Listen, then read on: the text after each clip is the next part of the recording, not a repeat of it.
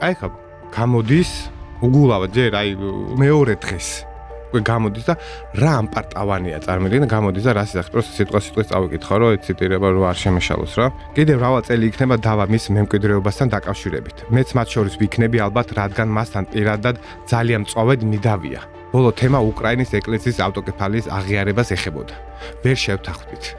აი წარმოიდგინე რა სიტახის რომ პოლიტიკოსი ადამიანი პატრიარქს ეკამათება რაღაც თეოლოგიურ საკითხზე რა ამპარტავანი შეიძლება რაღაცა მაჟორიტარებზე ან რაღაცა პოლიტიკურ თემაზე რაღაცა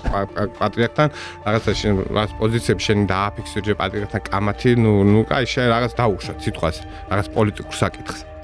არ თეოლოგიურ საკითხზე პატრიარქი რა გიქონია უნდა მოსოები არის როგორ 50 წელი პატრიარქი რო არის კაცი და როგორ ესმის ყველაფერი ხო და ამ კაცს თეოლოგიურ საკითხზე მწვავედ რო ეკამათები და ამას რო იძახი თან